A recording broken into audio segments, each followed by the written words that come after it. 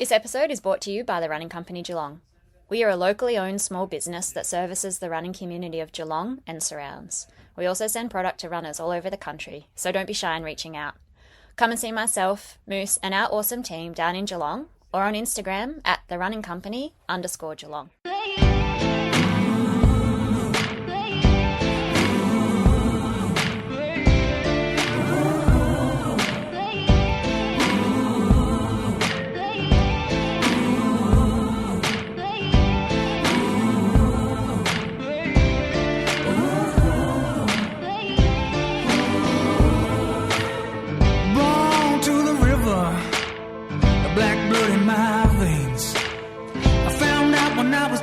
Child, that your skin can bring you so much pain.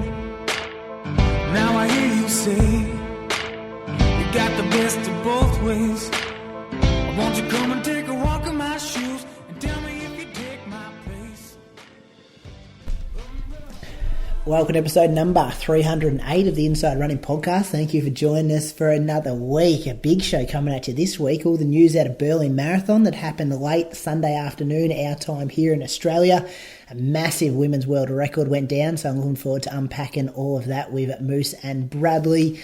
Some Melbourne 10K, the Run Prix news. We got a listener question, Moose on the loose, and a bit of a what's coming up segment at the bottom there. Welcome to my co-host up in Canberra, Bradley Croker. How are you this week? Good, Brady. Can you announce what event was that in Melbourne again? Run Prix, was it? Run Prix. Run Prix. No. Do you say Grand? Do you say Grand Prix? The Melbourne Grand Prix? We'll start this again, boys. I'm hitting stop and we'll start again. No, dude, you cannot cut this, Brady. This is gold. Classic.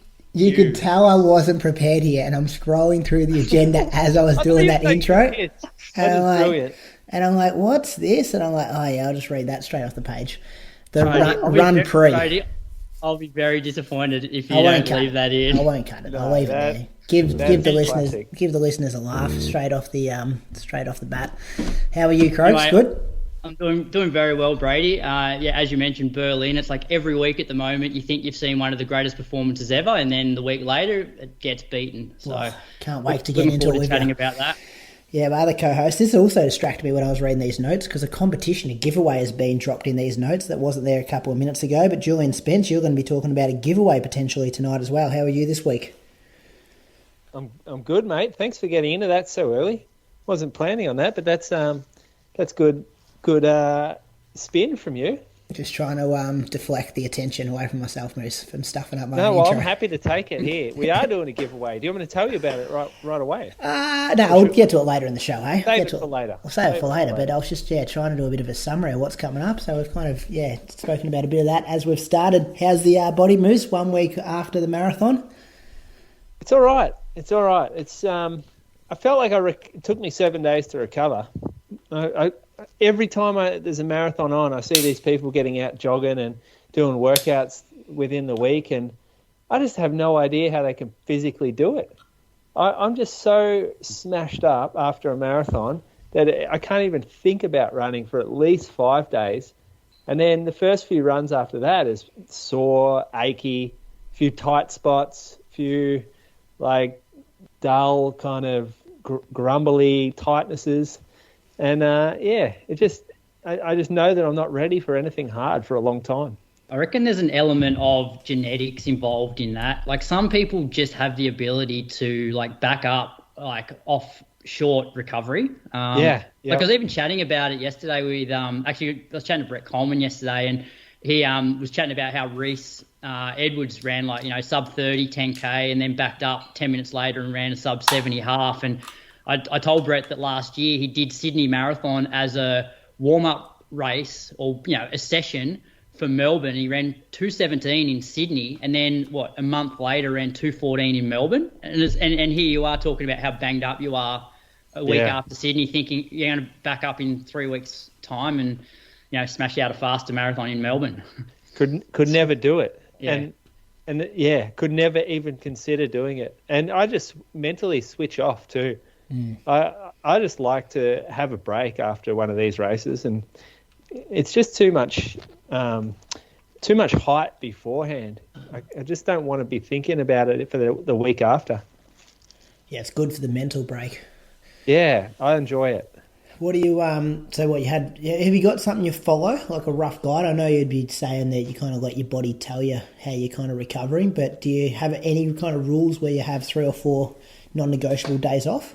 Oh, it's 5 for me. Yeah. I got to have Monday, Tuesday, Wednesday, Thursday, Friday totally off. I don't want to do any gym. I don't go on like long bike rides, elliptical. It's just totally off. No exercise. Maybe walk the dog. That'll be the most I do. And then I'll just see how I'm going. Occasionally I'll have another 5 days off after that if things aren't feeling good, or I'm coming off an injury or something and I had to repair it or rehab it. But yeah, I see how I'm going that weekend and normally slip into like a 20-minute run. I went out with Brady on Saturday and just had a jog. I probably wasn't ready for it, especially how tough the run was just on trails. It was only about half an hour, I think. But it was, probably a little outside my capabilities, like in terms of how fresh I felt. And like quads? Was that the worst thing? I've still got just a bit of patellofemoral stuff. I didn't say anything, and it didn't affect me in the run at all. But the morning before the race on the Saturday, I got up from breakfast and I twisted my knee really badly, and I got a really sharp pain under my kneecap on my good knee. And I thought, oh, fuck, that felt really nasty. And it was pretty sore for like the next 10 minutes or so, and I thought I was in trouble. And then it kind of went away.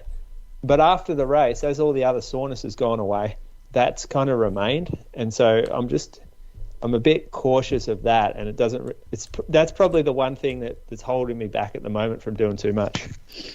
Yeah, well, if you had a shit one, we would have been hearing all about that, I reckon, Croaks. Would have been a great excuse to have. Yeah. Wished you didn't eat at breakfast the day before. Start calling him Jakob Ingebrigtsen. Jakob, you reckon's the excuse man. Well, he was. Saw a few come out of the weekend, actually. A few good ones. Yeah, a few getting around this morning. Checked a couple of Strava posts first thing this morning when I woke up. Yeah, you know it's coming, don't you? Well, the more you put yourself out there and build yourself up on social media, then when you don't land the plane, you got to come up with some excuses. So what's next? Oh, sorry, you go, Moose. Oh, I reckon that people are starting to think of that Strava title at like the 30K mark on a bad day. They're like, I've got to get something sorted. I've got to cook up something. Otherwise, people are going to think that I wasn't as fit as that I actually was. Well, imagine thinking that. Well, let's go there now. So, like, analysing race results. Like, it gets hard with the marathon because there's so many variables. But, like, there'd be people waking up today that did Berlin, or maybe they did Sydney last week, and I guess Sydney's got... you can look at some reasons straight away with Sydney and go, hey, maybe it wasn't your day because of the heat, because of the hilly course, the twisty, turny nature of the course as well would affect a lot of people. But how do you analyse some results at times? Especially if you don't know exactly what went wrong and what to blame. Because I saw some like Strava posts this morning, there's people like, I don't know what happened, but I was gone at 30K or 35K, I was cooked. Yeah, it's a really tough one. And sometimes there is no rhyme or reason to it. Sometimes you wake up and, well, I've been battling with this because I had an athlete who had not a great day, but not a terrible day. And the reason was my legs just felt shit from the very start. Now, is that an unlucky day? Is that waking up and a bad luck? Or some days you just have sore legs, tired legs. Sometimes they feel like bricks. Or is that the result of something in the taper that wasn't properly executed? Is that tapering too aggressively? Or is that too conservative with the taper? Is it not doing enough sort of leg tone over the week of the race? Or is it not running enough the week of the race? So they're the sort of things that I think can contribute to that staleness on the morning of. Did they come good? No. Oh, no. yeah. Because I get that, like I felt sluggish and then 4 or 5K in, I kind of clicked into it. Yeah, no, it was like leg-related issues or like staleness with early cramping that's never been experienced before, like in any other training run or any other long distance. And they're the ones that are frustrating because you just don't know how to prepare for that because you've never experienced it before. And there's really nothing you can do, like at that point in the run if your legs aren't behaving. How many marathons have they done, Moose? That was their second. Yeah. So I think the marathon as well is one of those events where the more of them you do, you learn how you should feel at different stages. And yeah, because there's no doubt there's a few people yesterday who, like, I know, like Nipper, for example. You know, that was Nipper's second marathon ever. He ran 2:21 in Sydney.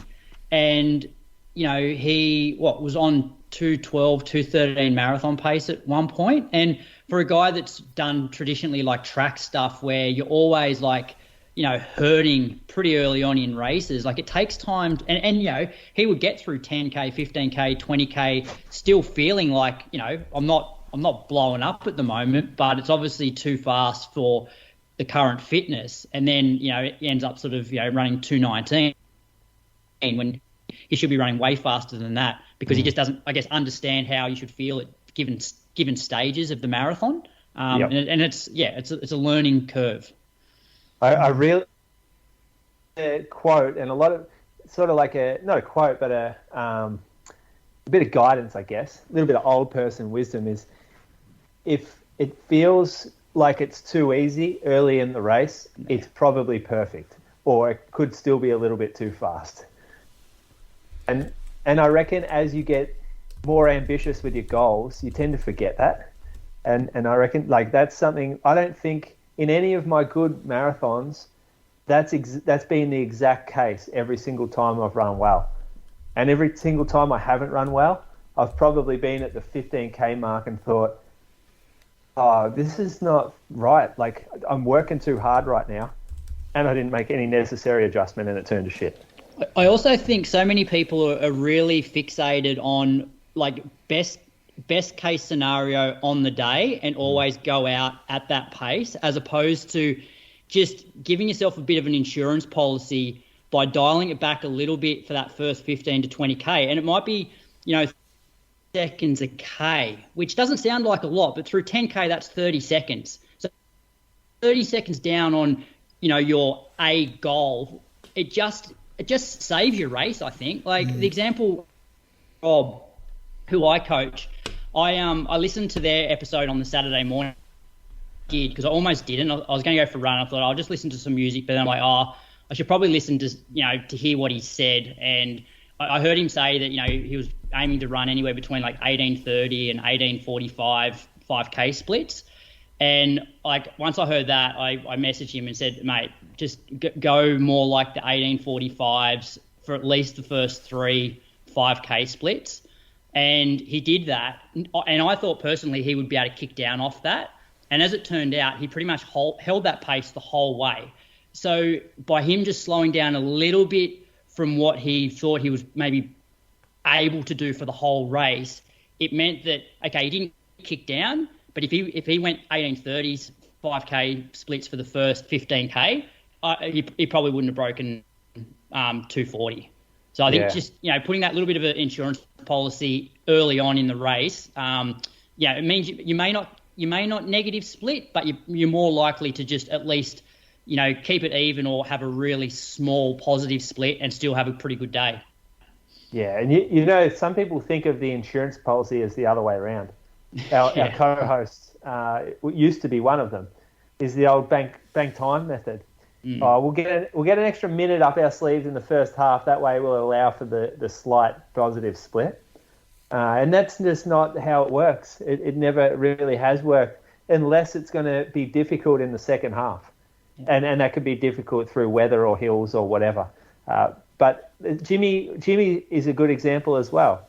So Jimmy, he went out a little bit more conservative than probably everyone was telling him he could run, and maybe his outlandish, like, great A goal type pace. And he worked out pretty quickly. He couldn't kick down from that. And so he was able to maintain the pace and positive split slightly, and that was his best result for the day. Yeah. Yeah, I like that. Don't know about the dig at me though. Like I never had a disaster. No, not disaster, but you were running 69:40 into 71 every single time. But you're coming away with a 221, not a 2. I saw some stuff yesterday of guys going, 228, stuff like that. Yeah. Anyway, and if anything, the marathon is one of those events where, like, you shouldn't be afraid to go through halfway slower than you want, because as we know, like, marathon pace is so much slower than what you're actually capable of running. Like, if you have so much left in the tank with 10K to go, you can probably run 10 seconds a K faster than what you're running up until that point. If you've got so much left in the tank, 5 to 10 seconds a K, which over 10K is over about a minute. So you can make up that minute in the second half because of how slow marathon pace is compared to what your top end speed is. It's just such a more enjoyable way to run it too. And like, you don't have massive demons when it goes pear-shaped at 32K and you've got to hang on for 10K. Yeah.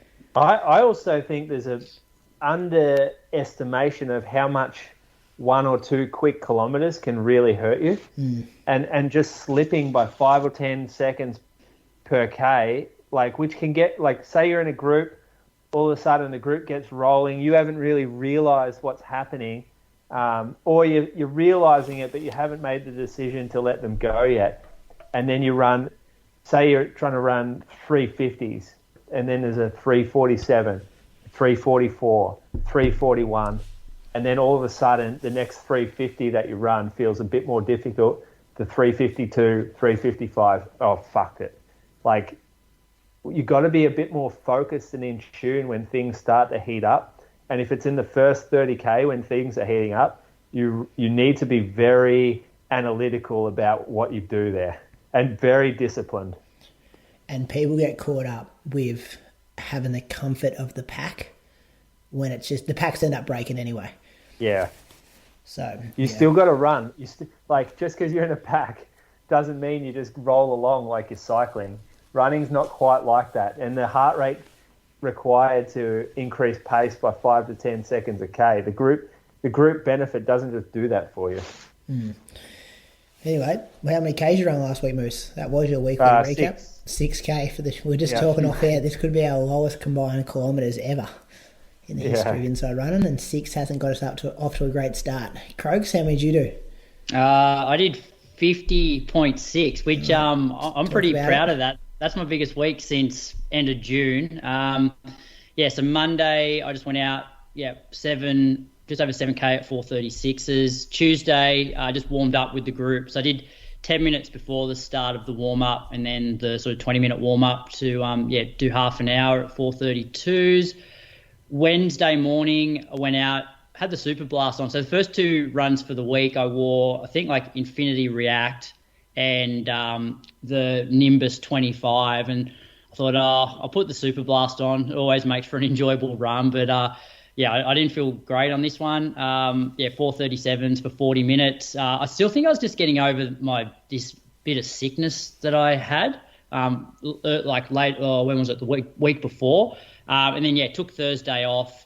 Got out Friday afternoon, and it was just one of those afternoons where I felt like I could run forever. So I think having the day off, getting over the sickness, but the weather, it was one of those days where if you saw the bomb, it would say it was probably 19, 20 degrees, but feels like maybe 12. So like, it was no wind whatsoever. And it was probably the first run since I've started back exercising where I felt like I, could have kept going for another 30, 40 hours, like an hour. So I did 10K at 4:25s.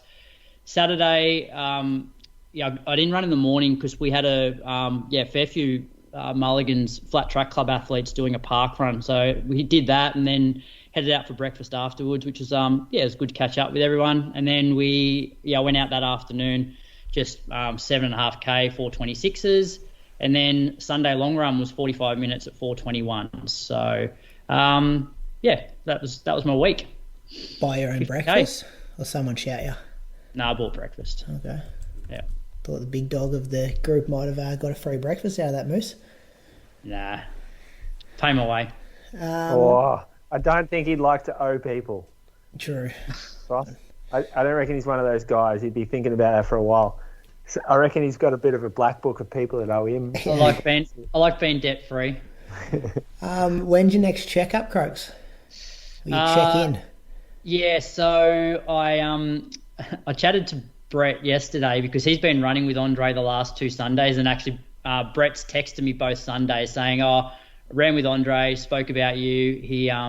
He'll be in touch soon," and that was last Sunday, and then yesterday he texted me again saying, "Yeah, ran with Andre again. He's made it a priority to get you sorted." So yeah, I don't have a date yet for that whole Melbourne loop recorder and VO2 max test, but I did get an email today from Professor Cowman, who was the electrophysiologist that I was referred to for like a follow-up appointment at the end of October. Which is funny because he's the guy that he actually didn't do the surgery. He got one of his colleagues to do it, but I guess I'm going to be seeing him as a follow-up. So that's where that's at the moment. Okay, that's good. Then we'll get some more news about how hard you can push it. Yeah, hopefully it all comes back. Like, hopefully I do the VO2 max test and my heart rhythm looks perfect. And then they put the loop recorder in and there's no issues. And then, fingers crossed I can start to do a little bit more. Because it's like, I was pretty good for that 10, 11 weeks where I was told not to do anything. But now, like, I'm sort of starting to feel like some fitness is coming back. And then you watch Berlin Marathon and you're like, oh, yeah, I remember when we were over there. It was pretty cool. Maybe it'd be cool to do one more marathon. And then I go out and meet the group for training and I'm like, oh, it'd be cool just to be able to jump in and do sessions with these guys. So hopefully I get the all clear to at least, train at sort of 70, 80% effort. I like that. I'm going to whistle through this week. Didn't do much. Monday I had a day off. I come home from Sydney late on Sunday night and then I stayed in Bendigo because I was a bit tired. Didn't want to drive the whole way home. So on Monday I drove home and then my ankles were really sore, Moose. Your ankles bad Monday? Definitely. Yeah. My ankles were really sore. And they've been sore all week. Yeah, well, mine came good, but that was like it felt like I had rolled ankles almost. I guess with the twisty-turdy nature of the course and the U-turns and stuff. I don't know. That's the only thing I could put it down to. The hills. You're getting older now. This is arthritis coming through like mine. Yeah. We both might have it.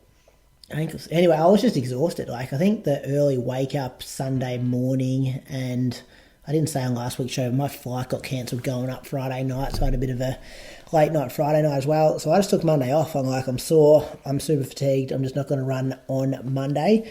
And then Tuesday we were off on a family holiday to Browley, near your neck of the woods, Croaks. Southern New South Wales Surf Coast, is that what you call it? New South Wales South Coast. Okay. South Coast of New South Wales. But not Surf Coast. It's not big with surfers down there. Anywhere on the coast is big with surfers, but it's not called the Surf Coast. This is like the Urubadala Shire. Is this like when Melbourne people go down to where Moose lives? Is this where like Canberra and Sydney people go in summer? Yeah. Yeah, 100%. You ever been there, Moose? Browley? No, that's below Bateman's? Bateman's Bay, yeah. Only just. 15-minute drive, if that. Never been there. I come off the through Canberra. You got to normally turn left to go up to like Ulladulla area, not right. Yeah, so that's where my parents are in Ulladulla. Yeah. Oh, are they? That's where I grew up. Yeah, that's where Craig is from. Yeah. How old are you again? 43 now. 43. There's a what was his name? Yeah, the Bawley Boys. You heard of them? Oh yeah. So like I know. Yeah, Bawley Point. Yeah. Yeah. There's like a little crew of surfers there called the Bawley Boys. They used to put out videos on YouTube and stuff. Yeah. There's I don't know them personally. Oh, you don't? No. Not mates with them. Yeah. What about Bravo? I got a friend that was from there. That was he's a I think he was a professional surfer. But he was. I went and stayed with him once at Bawley Point. That is an awesome little spot in there, isn't it? Yeah, it is. Yeah, it's a nice running through there. Yeah, Bawley is there. What was that? Be good running the whole spot there, wouldn't it, Good running. Yeah, well, I used to run from like North Durras over to like Borley Point and back. Like this was before I found a few of the other places closer to Bateman's Bay. So like before Lake Biwa, like when we were down the coast over Christmas and stuff, like I was doing all of my long runs through there, hilly, but you don't like nice wide sort of fire trails, and yeah, minimal cars. That's good. Yeah. Anyway, we got in the car Tuesday morning, drove there. It was like 8 hours. Looked like a good idea when we were talking about it, but 8 hours in the car is a long way with 2 kids. Have to stop every couple of hours. So I didn't run at all Tuesday either because we left at 6:30 and we arrived at about 5 p.m. But then Wednesday I did get out for a run, explored a bit Croaks, went over to Mossy Point, bit of the Browley Beach, some back streets, did 45 minutes at 4:26 pace. And then I started looking for tracks on Strava and noticed that Brad Croker, the king of Strava segments around there, started hitting up some of his local tracks and then went out. What's this location, Croaks, where you do that lap, where you did that like 4K tempo? Oh, it's called like Goldfields. Yeah, it's nice out there, Moose. You would have loved it out there. Some rolling hills, nice sandy. See the photo I put on Strava? I must have missed you this week on Strava, mate. I didn't see you. I didn't even know you were away. There wasn't much coming up, that's why. Anyway, so on the Thursday I did an hour at 4:28. On the Friday, I thought I'd better do some kind of workout. I did 8 by 2 minutes, hovered around, 3:03, 3:05 kind of pace for the 2 minutes, off 1 minute jog. When I go on holidays, like this is very much like a family holiday, not like a training camp holiday. I just find it very hard to get the motivation to do stuff. So I just look for easy workouts, things I can quickly tick off and then get home to be kind of with the family, which is kind of the goal of the holiday. So a little kind of half-assed workout there. Saturday, this was after the footy on Friday night. Do you guys watch this? Collingwood versus GWS Giants. What a game of footy. They reckon the best game in the last 20 years, they reckon, Croaks. Best prelim. How tense was that last 10 minutes? It's pretty good. It's just a shame about the result. How grim was it, Croaks? I went to bed and I was like, I feel so fucking flat that Collingwood won. Like, this is... I would have actually preferred, Geelong to get beaten than Collingwood win. Yes. That's how I feel about what happened just in that footy. Well, I went to bed on the Friday night going, well, whoever wins on Saturday, I want them to win the grand final. Yeah, it's going to be a lot. Why do you guys hate Collingwood so much? Blokes like you. Why? Just diehard supporters. Just cheering on our team. Did you see the Collingwood Army? They reckon the stands were shaken. Overseas listeners, 97,000 people watching this game of Australian rules footy. Most of them Collingwood supporters, just going absolute nuts that we won by 1 point and now we're off to the grand final next week. I've seen a few of them on the news this week complaining about tickets. The ticket system. Yes, it sounds like there's just too high a demand. I was actually going to get on here this week and see if anyone had a ticket for me at the grand final. Any connections out there within the listeners? But you are. Sounds like it's pretty hard to get one. Little dog. You've done that before on here. I remember. What about me mate? Me brother goes to me, sends me a message going, "How well do you know Kane Corns? Do you reckon he can get us tickets to the grand final?"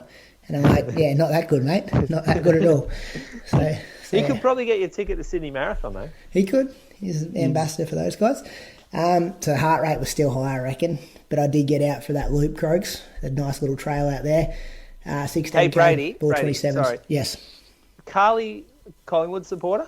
No, she was Essendon, but she didn't really follow footy, and now she's kind of become a bit of a Collingwood supporter since she married me, and both the kids have got Collingwood jumpers and stuff like that, so... Does she just make you watch this out in the back room, in the bungalow? Yeah, we spoke about that when we were driving home today, where I'd be watching it on Saturday, and that's that's where I'll be watching it. Sometimes I go out and light the fire and just get the iPad out and watch it on the iPad.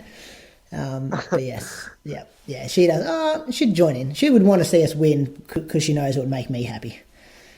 Folks, yeah, us, see us win. See us win. Yeah, it's gonna imagine if they win this week. I'm gonna get in a car, go straight to Melbourne, and just join the Collingwood Army down there in the streets. Probably the biggest sporting event if it happened since Kathy Freeman won gold in 2000, I'd say. Sunday, got out for an hour, 4:27. Got chased by a dog out the back streets there, Croaks of Browley, and then turned around. Couldn't do me loop. That happened a bit down there. What sort of dog was it? I don't know, big one. Labrador. No, it doesn't happen. It doesn't happen. You missed out on some really good running down there. That, you sent me that Runningford Road Strava file, and you should have definitely got out there. It was like a 10-minute probably a 10-minute drive from where you are, and it's one of the best places to do like a run. Yeah, that wasn't the goal though, Croaks. It was a family holiday. Next time. Went to the Mogo Zoo. That was good. Saw some saw a rhino, some gorillas. Still don't know how I feel about seeing gorillas in their like captivity. Just doesn't sit well with me, all those animals there. Guess what Hudson's favourite animal was at the zoo? Gorillas, giraffes, rhinos. Kangaroo. No, he liked the duck. The ducks.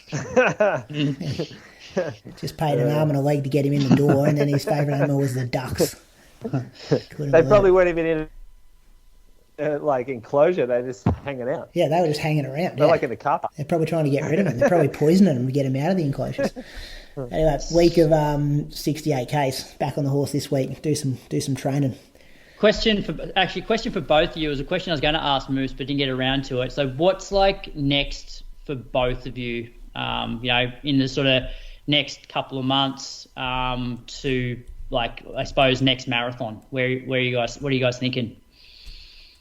Brady? I've got nothing on the short term. I know, because AV kind of finished, I'm not too motivated to do the track.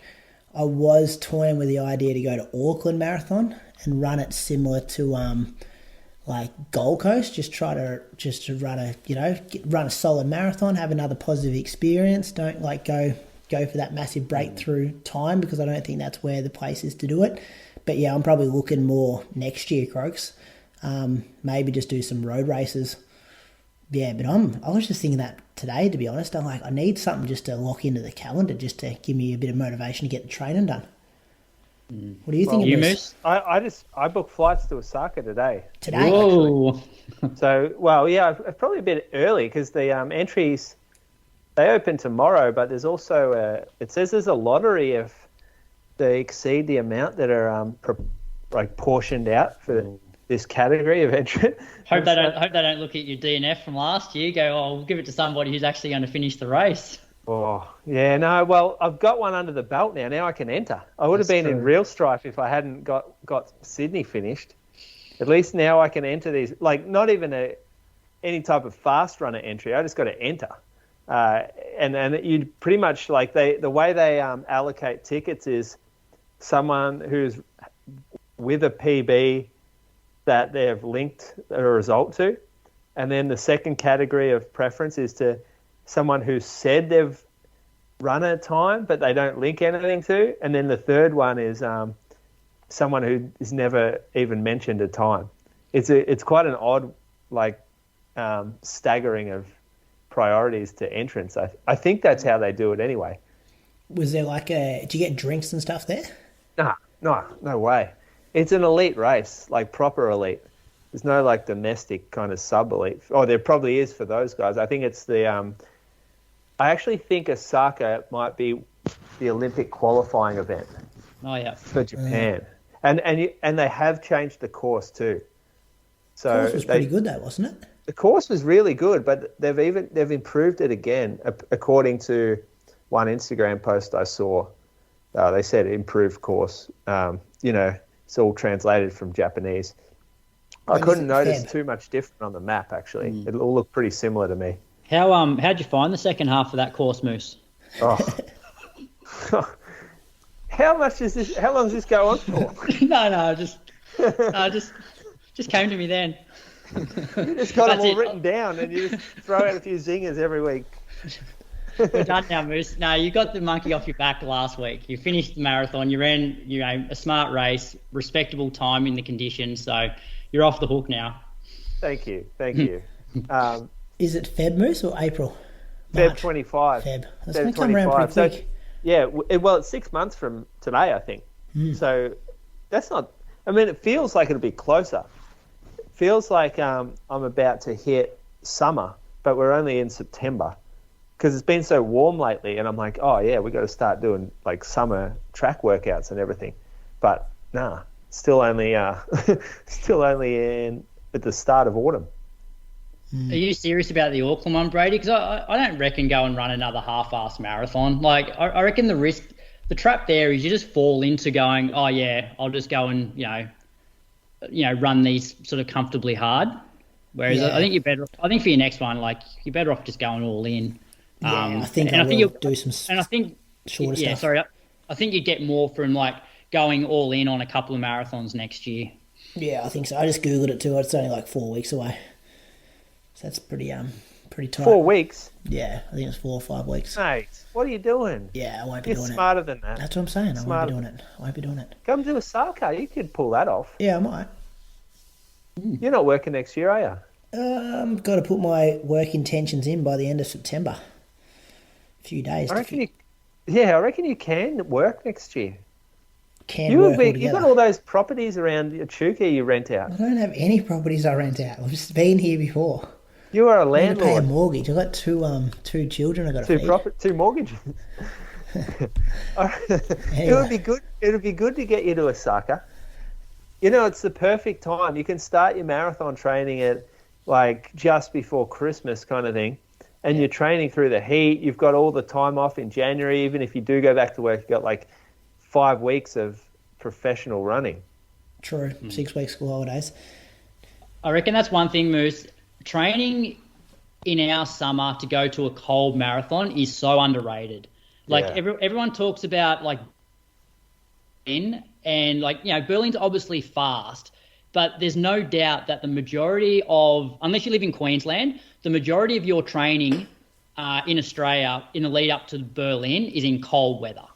Yep. And you go over there and look, yesterday wasn't hot, but 16 degrees with, you know, relatively high humidity is going to zap people towards the back end compared to you train here in like high 20s, 30 degrees, and you go somewhere that's like 10 and like the heat. 100%. I'm with you.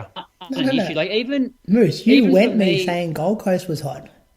I didn't say, I'm not agreeing with him about that. I'm agreeing with him saying our summer is the perfect conditions to get ready for a marathon. Yeah. Because I look at, I look when so 2018 before Lake Biwa, like it was quite a hot summer. And like, I remember getting like, you know, some of the sessions probably weren't as great because of the heat. But then Lake Biwa that year, it wasn't traditionally one of their like super cold years. It was probably like 15, 16, 17 degrees. But coming from where I'd been, like I didn't even notice the heat that day. No. Whereas if I was training in July, August, September, and then went over into those conditions, I would have definitely noticed the heat. So that's where I think something like Valencia is probably pretty good as well, because you'd be doing a lot of your prep now where it is starting to warm up, and then you go to Valencia and it's, you know, not going to be an issue. Whereas there's no doubt Berlin, yes, the course is good, but if you're coming from Australia, you're probably not going to be quite as acclimatised as you could be. Japan easy to get to too, Moose. That's what we want. Well, that's it for me. For like weekend. 100%. Like I book flights where I can sleep overnight, get out, and basically don't lose a day at all. And then coming home, same thing. Get on the plane at 8 p.m., wake up and it's 6 a.m. Well, you're going business. No, well, I've got points. You're not sleeping in economy. Points on the way over. Hey? But on the way back, I'm going domestic. But it doesn't matter because it's overnight sleeping. It's all good. Like, it's perfect. I really like Japan. I think it's so much more value there than Europe. Yeah. For me, anyway. Less variables. All right. Let's thank some Patreon supporters. Croaks, who you got? I got Ben Dutton this week. Ben lives in Warranora in New South Wales, which is in the Southern Shire of Sydney. He's got a best 5K of 18:30 and a 10K of 40:03. Both of those came during the 2022 Sutherland Surf. He ran 18:50 at this year's Sydney Harbour 5K. Pretty sure he works at Basement Health and Fitness in Kirui and looks after their run club. And looks like he runs between sort of 40 and 60K a week. So thanks for your support, Ben. Moose, who are you thanking this week? Thanks, Ben. Yeah, I've got Matt Cattison. Goes by Cato from Ballarat.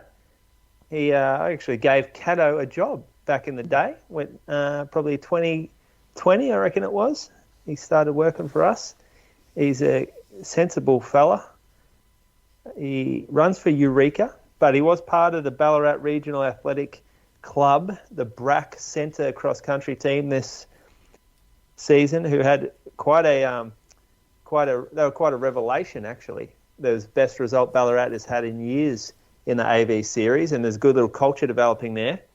Similar to Bendigo, but much better blokes, I'm sort of led to believe. And they were like powerhouse juniors coming up, the Ballarat kids, like really good athletes. They used to win a lot of the junior ends, and now they're starting to find their feet in the seniors. So don't be surprised if you see the Ballarat singlet on the podium of a few of those team events. I think they were third at the Tan, maybe. Mentone were. Oh, good. Yeah, sorry, Mentone were good there, but third at second maybe at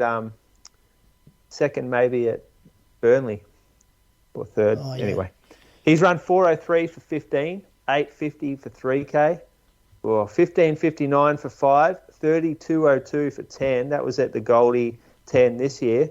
Got a photo with Yuki on his Strava. He went to St Pat's, which is same school as Mona in Ballarat. Real sporting school, St Pat's.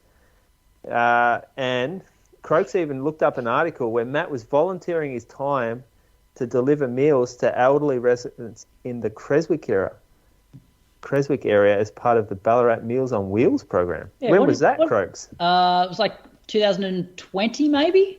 What a good fella. He is a really nice guy, Cato. He's currently got a sacral stressy, so that's not great. And I heard that it is because he's just started to develop a little more as a man, and is getting a lot of notice around town, and there's a bit too much going on in Cato's life, a little bit but too much load for the hips. That's the word anyway, and that's come from some of his teammates. Where do I go to from here? I'm going to thank Nick Shapel from Wayville in South Australia. He's a runner PB athlete. You are correct here, Croaks, in these notes. He's coached by Guy Walters.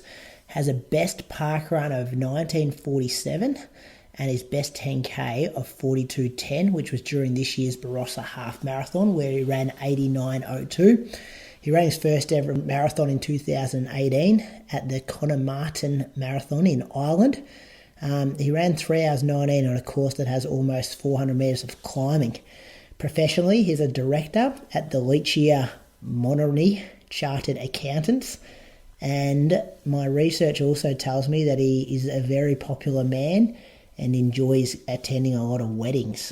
So a massive thank you, Nick, for your support of the Inside Running podcast. Ben and Matt, the finale of Road to Berlin is going to be this week. The boys are all finished their race from yesterday, and they'll be recapping their race, so that should be quite interesting.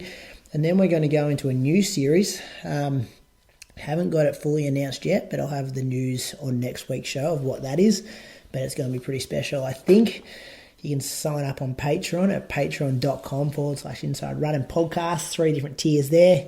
Early entry, uncut version of the show sometimes. Did I say entry? Early release. Early access. Early access, that's the word I'm looking for. Heaps of benefits over there, all described on Patreon. So check that out. It goes to Spotify as well. That's a good little feature. I still haven't worked out how to do that yet. Haven't you? No. I'll send you a link after Send this. me instructions. Yeah, that'd be good. It's pretty easy to follow. This episode is brought to you by the Running Company Geelong. We are a locally owned small business that services the running community of Geelong and surrounds. We also send product to runners all over the country, so don't be shy in reaching out. Our store is staffed by experienced and passionate runners who are experts in footwear and running accessories. We have one of the largest ranges of training, racing and trail shoes in the country and provide a detailed and intuitive fitting service for all customers. On top of our shoes, you'll find apparel, watches, nutrition, socks, hats, and all the other rad stuff that runners nerd out on. If you'd like to look after a small business rather than the mega companies of the world, then hit up myself, Moose, and the team down in Geelong on Instagram at therunningcompany_Geelong, or select Geelong at the checkout on therunningcompany.com.au. Let's go running news, Bradley. I think you were maybe paying the most attention to this. Me and you, maybe. Moose wasn't too active in our chat last night when the Berlin Marathon was happening. Where were you, Moose? My sister's over from Perth, actually. Okay. So, yeah, we had a family dinner. So I just had the phone sitting there with the tracker on. That's all I got out of it. Yeah. Croaks and I were watching dodgy streams, but they worked all right. No commentary most of the time. I was surprised by that. Like, I think I had it was a Thai one that worked the whole time, and then There was another one that had the English commentary that maybe cut out at, I don't know, 30, just over 30K, which I was surprised because I thought there'd be no way, like, you know, you'd have to sign up to Flow Track or you wouldn't be watching it. Well, Flow Track had the first half for free, but no commentary for the whole race, which I reckon that's pretty rough. Do you know boys not just pay your Flow Track fees? And mate, I just told you before, I've got a mortgage, I've got 2 kids, I've got to work full time. Money doesn't grow on trees in a Chukamoema. I reckon I agree though, Moose. I reckon I will, and I reckon I'll start up a few like just watch parties with like the Mulligan's Flat Track Club group because a few guys were actually doing that yesterday afternoon. So and because often these European marathons are sort of perfect for us. It's sort of around dinner time. Yeah, it is. Yeah, even the Japanese ones are good. They're like late morning, so you can get them at 11 a.m. They're not on Flow Track though. Well, it's okay. Probably Tokyo is.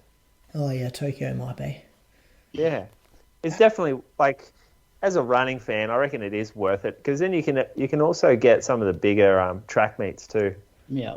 Yeah, they got heaps of college stuff though, don't they? I reckon if you're real into the college scene, it'd be good value for money. Anyway, let me go women's first, Croaks, because this was amazing. Take us through these results, these splits. Hold on to your chair if you haven't heard these yet. Yeah, so Tigst, how do you pronounce the first name? Is that right? Tigst?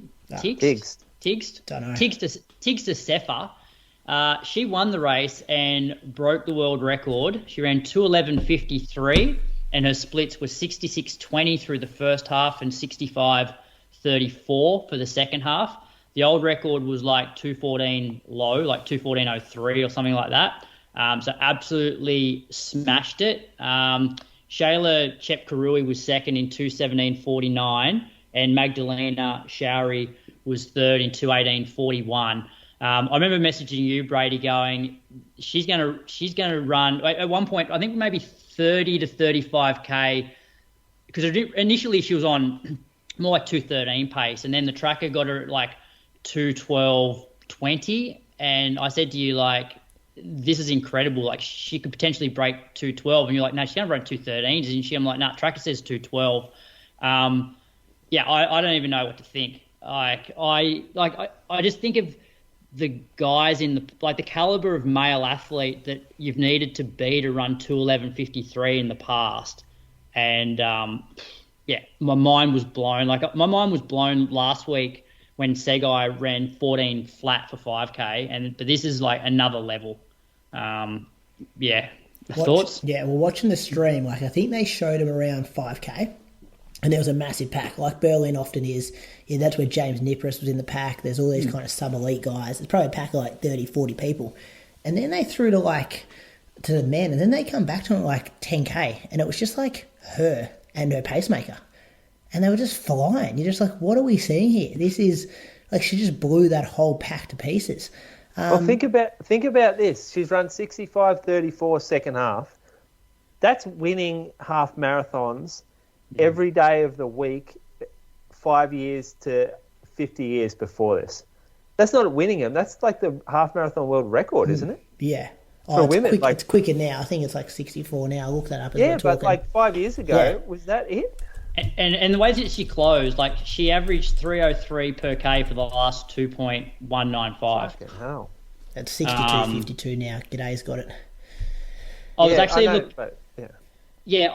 the thing is as well, like she's quite unique in that, like hardly races. I had a look. She has not done a race this year. She won Berlin last year in like 2:15, and then she ran a half marathon in December, won it in like 67 minutes, but hasn't raced like since. Well, not on a World Athletics profile. She's quite unique in that she used to focus on 800s. So she's a sub 2-minute runner or around 2 minutes. I think, yeah. I've got a profile open here. Yeah. So she won a Diamond League 800-meter race and then obviously stepped up. And like you don't see many athletes doing that, or the ones that do it are your DeBarbers who were like world class for so long at the 1500, and then as they get older are like, all right, I'm moving up to the marathon now. Whereas she's not that old. What is she? 26 maybe, Brady? Yep, she's 26. Yeah. So she obviously got like good speed, but I also looked up the world ranking points to see how this compares to like Kipchoge's marathon world record, and his was he gets 1,312 points. She is 1,318 points. So I guess based on that, you'd say that the women's world record is now better than the men's. But then I looked at some other results, and El Garouge's 1,500 metre world record is like only 1,302 points. Where the big ones are like Usain Bolt's 100 and 200 in like the 1350s. Carsten Warholm, 1,341 for his 4 hurdles. Duplantis, 1,330. And Sydney McLaughlin, 1,312. So, I thought potentially this would be like the highest of all track and field, but yeah, not quite. It's like her career is in 2 parts. Just looking at her results, like the early 2010s, I guess, like the 11s and 12s, 13s was all these 800s, the 159.2, what you spoke about, Lausanne Diamond League in 2014.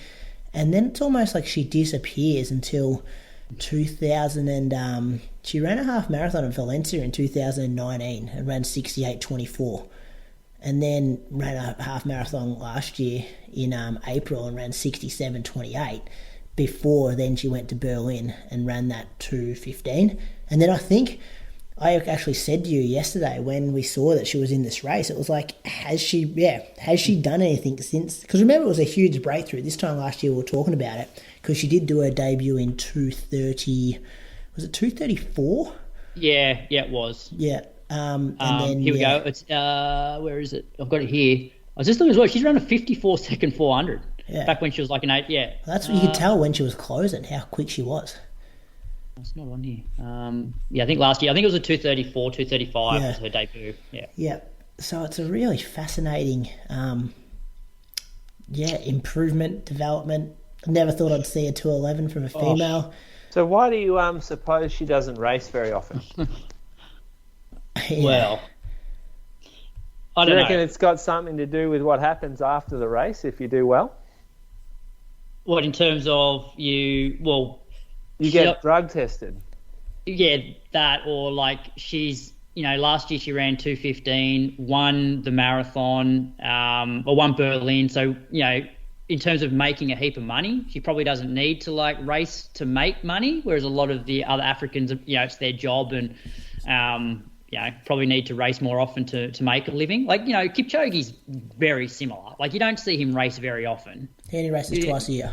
Yeah. Twice a year, yeah. So it's similar. Like, I know what you're saying there, Moose. It's like it has happened in the past that when people just go missing for a long period of time and then come out. Who was the marathoner back in like the 70s?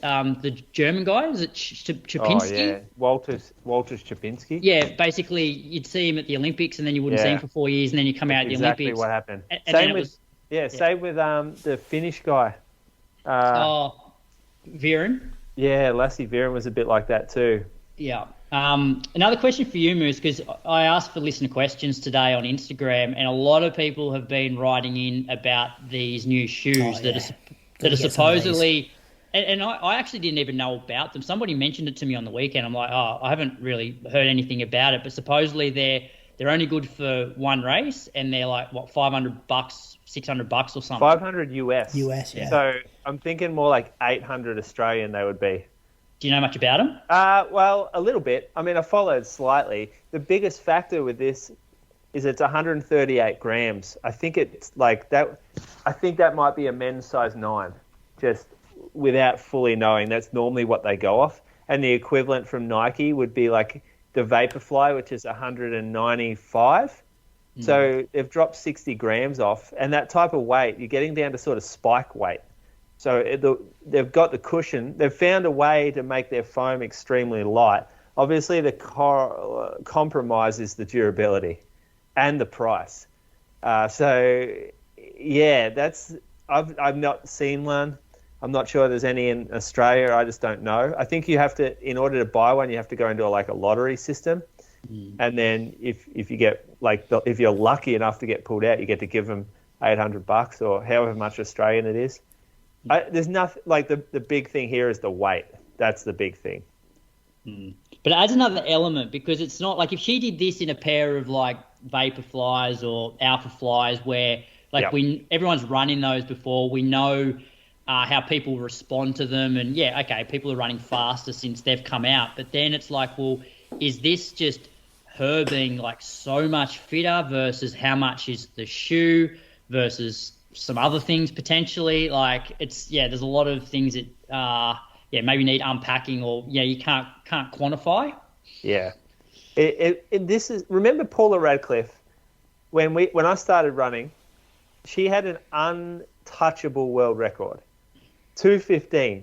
Not a lady had broken 2:20 that I remember seeing for like 2 or 3 years after I first started. And then there are a couple of sub 2:20s, and you're like, yeah, they're still 4 minutes off Paula Radcliffe. That was exceptional what she did. No one will even get near it. And then they started to get near it. And now look at this. They're beating it by 4 minutes. It's just an absolute another world that we're living in. And that's just not shoes. Surely we can't put that down just to shoes. And I'm not saying it's anything. Well, I'm saying you've got to be a pretty head in the sand sort of operator to not think about how someone's come out of the actual fucking woodwork to progress to the fastest of all time by an absolute mountain, 2 minutes off the world record. 2 minutes off a world record. Yeah, it was incredible. I didn't know what to think. I still don't.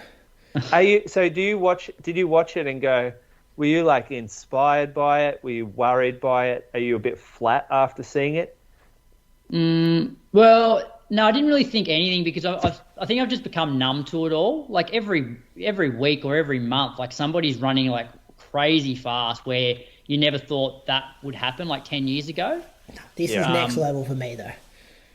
This is when you use the example of the lady who ran 14:01 last week.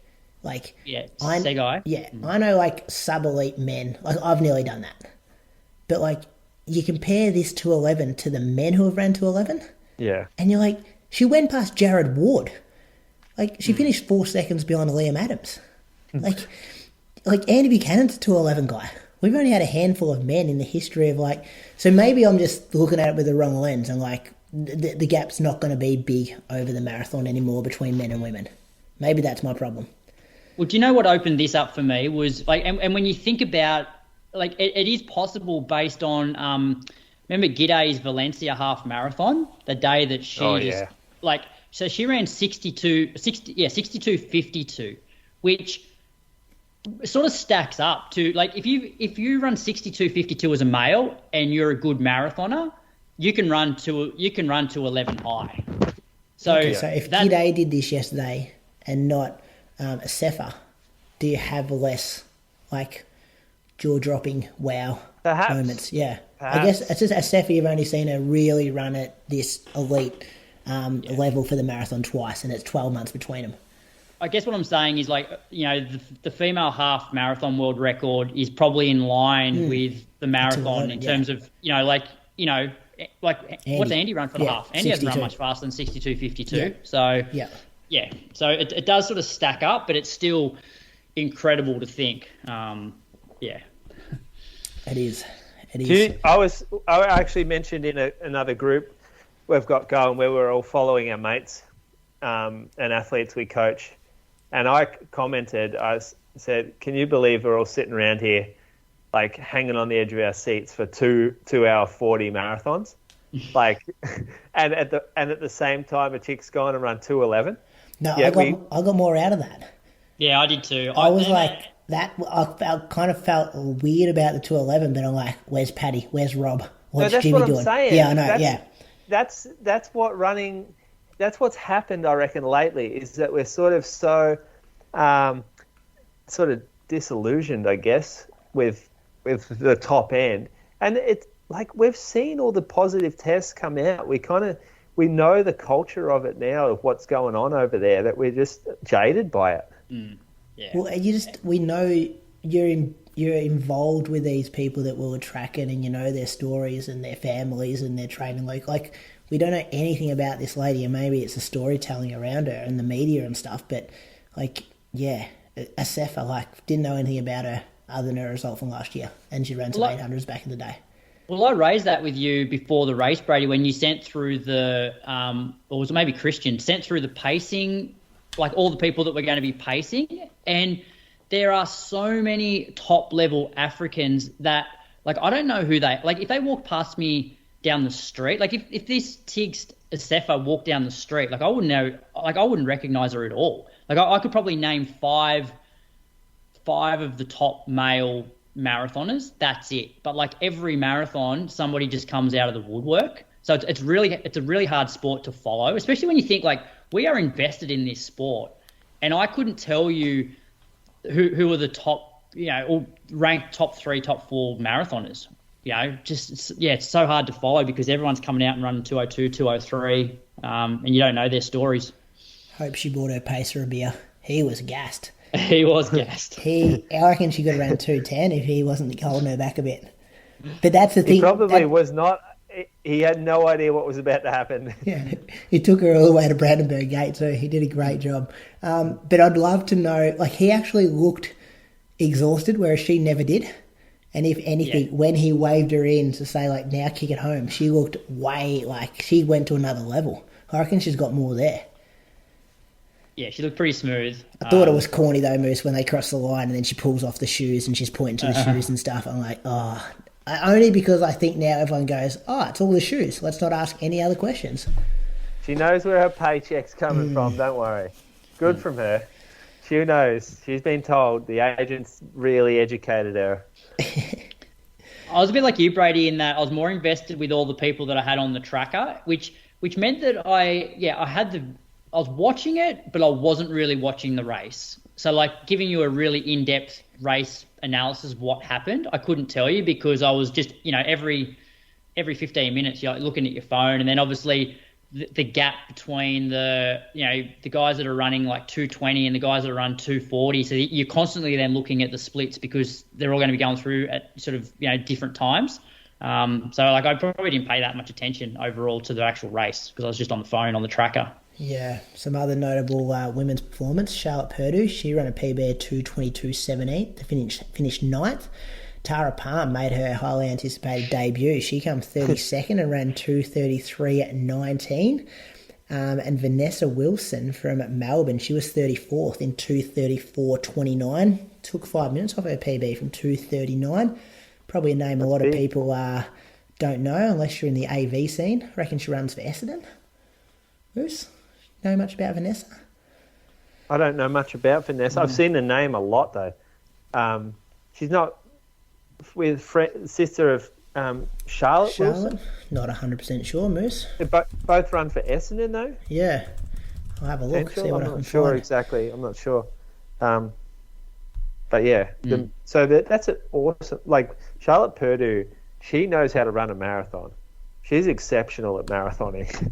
She is all class in how she handles it too.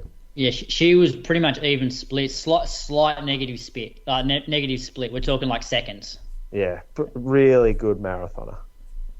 Don't think any relation, Moose.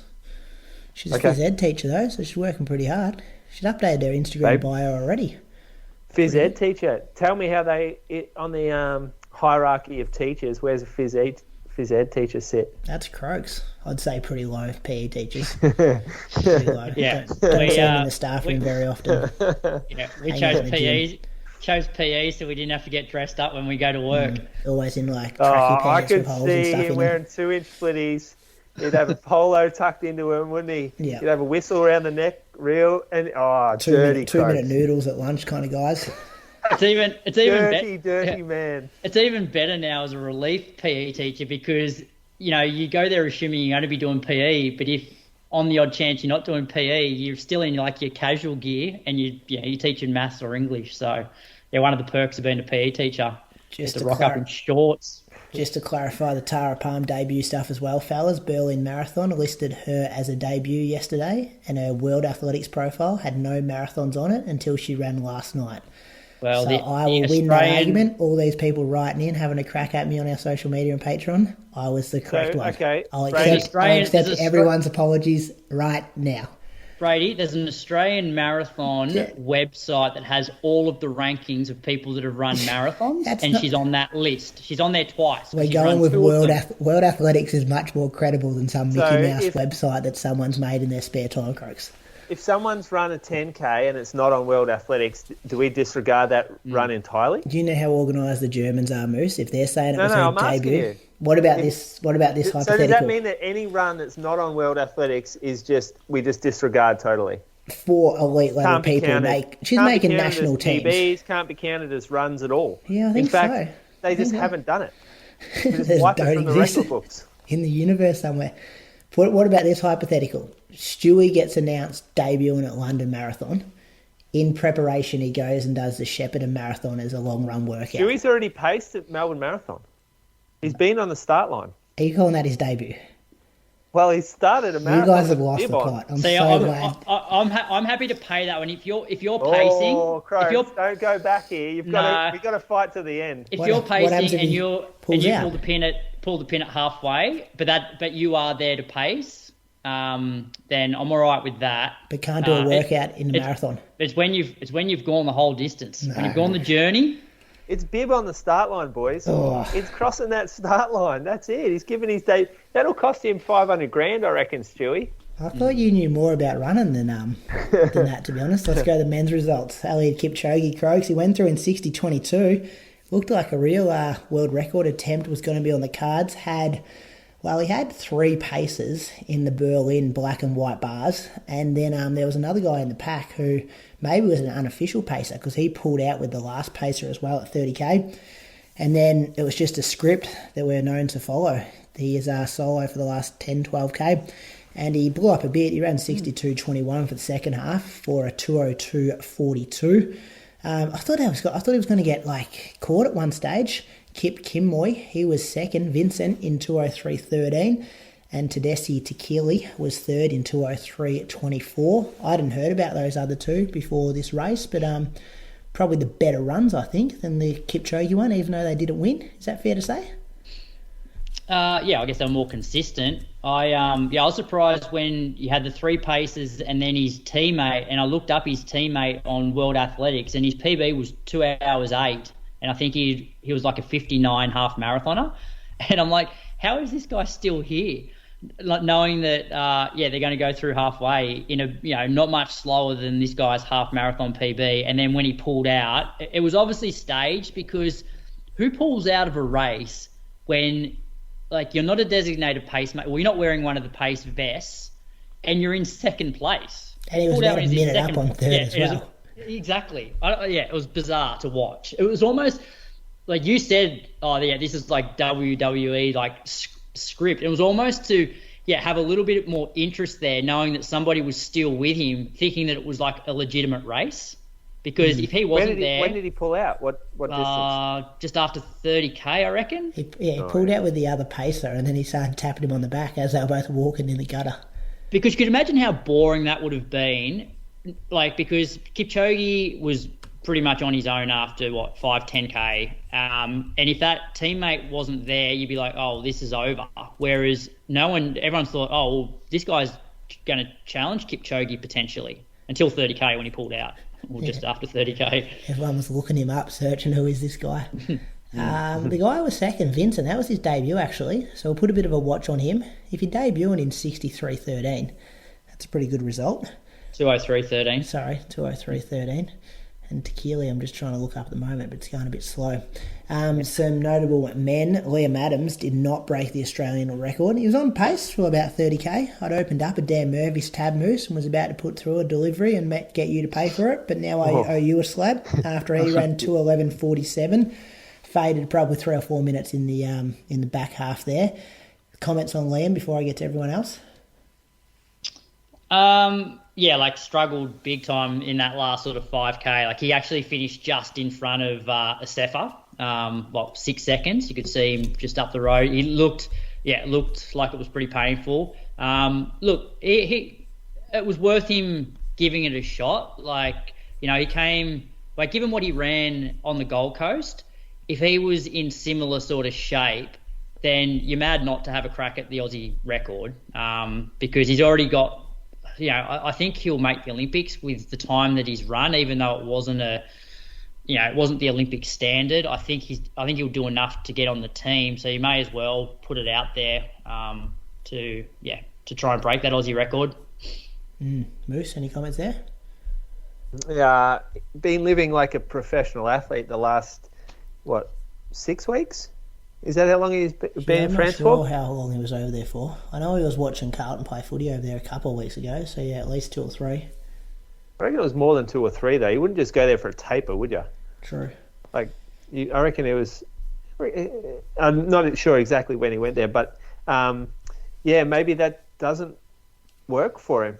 Maybe he's better although he was in Flagstaff before Gold Coast. Yeah. So he was on a training camp then too. But he had a fantastic run at Gold Coast. So yeah, my thoughts. I just debated with myself over the last 30 seconds, and I won the argument. So thoughts are, he had a crack. He went out at 2:06 pace was the first 5K, like well ahead of Australian record pace. So perhaps it was just a little hot early in that pack. Again, when you're dealing in these absolutes, these real knife edge type scenarios, if you go even just that little bit over, the race can fall apart and it can crumble. So that's probably what just happened. Maybe just a smidge hot early. And when we're talking perfect conditions, 16 is not perfect conditions. I'm not saying it's hot, but when you want something to go perfect for you, 16 ain't it. It's more like 12. And so, again, we're talking like riding the finest line ever, and you're adding 4 degrees and it's getting warm and there's a bit of humidity.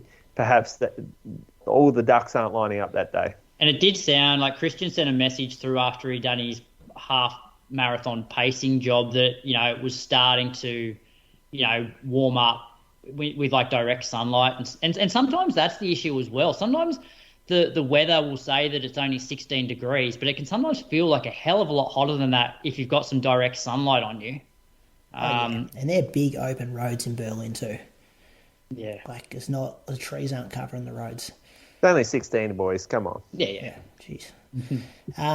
James Nipperess, we spoke about him, 2:19.55. Paddy Stowe from the road to Berlin was 2:25.41. Rob Wilson got his 2:40 goal, 2:38.21.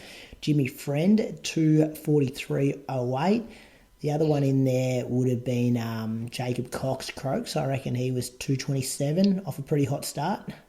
Yeah, like there's a lot of the guys that were like even Nipper was 67.20 through half. So what's that? 2:14.40 pace, and then ran 72.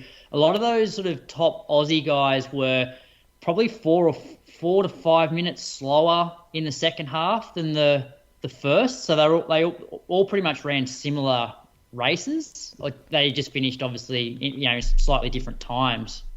So I'll be looking forward to hearing the recap from the Road to Berlin boys to see what it was like out there and sort of what happened. It's going to be good. Anything else to say about Berlin before we move on? Did you 3 boys? Watch it? Yeah, just said that. Did you listen? I thought we'd talk about it more in depth. No, you want to talk about it? No, we'll listen to them. We'll listen to them talk about it. Yeah, okay. Yeah. Hear from them first and then you can comment. Yeah, okay. Watching the footage, did it sort of bring back memories and you sort of wished you were over there? Yeah, I sent a message to you saying let's go next year. Yeah, I love, the thing I love about Berlin Marathon is you think of all of the people that have come from all different parts of the world to meet for that sort of one day and, for the love of the marathon. To think that, Rob left here last Tuesday. Like, we'll message Christian, who's on the other side of the world. And, Christian comes from Norway to Berlin and Rob goes from Canberra there. And then you've got people that have been training in Kenya that, that end up in Berlin. And, it's pretty cool. Like, so, yeah, I definitely had a bit of FOMO. Yeah. Just seeing Tiergarten. It's a good race. I've never really remember the course at all. Like I saw a photo of the maps on Strava. I see all the maps, And I'm like, oh, I've got no idea where any of these places are. I can't link up the course to the maps at all. And if someone told me, oh, at this point in the race, I can't picture it again at all. It's all a bit of a blur to me. I just remember the half marathon point, which is where I stopped and met Viv's parents. Yeah, you go under that bridge, don't you? Yeah. When I saw it last night, Moose, it gave me more memories. I'm like, oh yeah, I remember that bit. But you're right, it's a bit of a blur. And the names aren't familiar. Like in New York, pretty easy to remember street names and boroughs. But over there, it's like, I can't even say this. If I can't say it properly, then I can't remember it properly, and then I can't make any associations with it. So I don't really know the city very well. All right, let's go to the Run Prix, Krogs. Did you follow any of this? Was there a stream for this? I don't think there was. No, I didn't see a stream. It's a great event. It looks like a good event in its first year. 2 laps around Albert Park for the 10K. So different to Athletics Victoria, where they do the out and back 3 or 4 times on the one side of the lake. This does full laps, sealed road. Did I read somewhere they also took out like traffic islands and stuff? So it was even quicker. They did. Yeah. Certified. They had beautiful weather from all accounts as well, and some good fields. So Jack Rayner rocked up, got the win, 28.34. Seth O'Donnell just behind him, 28.39 for a big PB there. And Dale Carroll was third in 28.52. In the women's, Jen Gregson got the win in 31.56. So she's backed up well after Cedar Bay winning that last week. Olga Fasova from Queensland was second in 32.54. And Lissy Duncan was third in 33.17. Any comments there, boys, on the 10K before I go to the 5K? Just that it looked like a really good event and like a good initiative. Like it's one of those events that like it's different running like a race in Albert Park where you're only sort of doing, half of the Grand Prix circuit. Whereas here, like to have a course where you're not doing any U-turns, and the time of the year, like it's perfect, like, a good hit out for people that are doing Melbourne Marathon. The weather's likely to still be like pretty cool. So, like, it's definitely a 10K that I would be willing to travel for something like this because it could potentially be the quickest 10K course in the country, if the weather's right. Oh, and people did. Like, we saw, I think Nick Earl was over there. So they run like an elite race and then an open race. So I think in the elite race, well, maybe not elite's not the right word, but you had to break 40 minutes, I think, to get a start in that one. There was 162 finishes in that one. And then the open 10K, I'm just seeing how their numbers went, 410. And then they had a half marathon as well, which had 428 finishes. So they've done pretty well. That's maybe 1.2, 1.5. You reckon they made enough to close the roads? Not sure, yeah. You know those more sort about of numbers? That than I'm not sure about that. That'd be an expensive little exercise.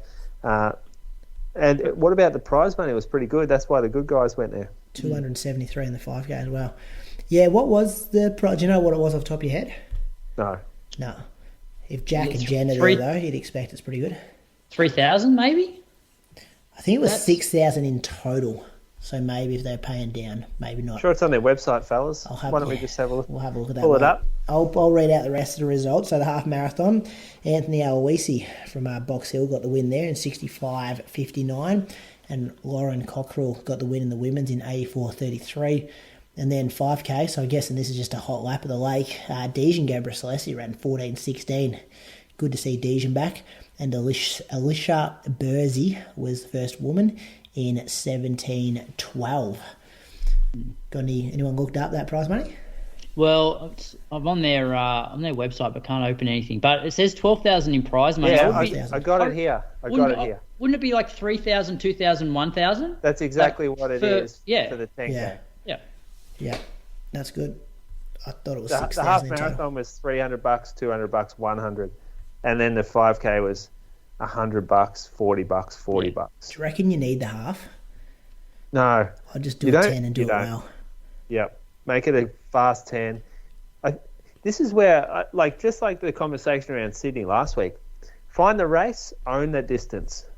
Like, own the race being a 10K and being a fast one, and put yourself up against, like, Bernie 10. Yeah. Whatever Fast 5K does it. They do it so well. All the resources, all the prize money, the effort, the marketing goes into that one race, and I reckon that's the way to go. Do you reckon, though, the half might snag a few that want to do this 3 weeks out from the marathon, whereas they're less likely to maybe do the 10K 3 weeks out from the marathon? Well, perhaps, but it doesn't sound like they got that many this time around anyway. Let's go to listener question next, Croaks. Yeah, so we sort of touched on this pretty early on in tonight's episode, but the question has come in from Marcus Hughes, and he says, why do you think it's so hard for most people to negatively split the marathon? He's got like Berlin, etc. So he was obviously tracking some people yesterday who probably had some positive splits, and he's wondering why it's so hard for people to negative split. Well, we went through it, right? We went through it. Well, throw out the reasons why you slow down in a marathon. And you slow down because of fatigue, dehydration, depletion. So that's 3 kind of big ones. Fatigue can be physical fatigue and mental fatigue. It's not often, but a lot of people will go a bit too hard and become sort of lactic, have to slow down because they spend a bit too much time accumulating lactic acid.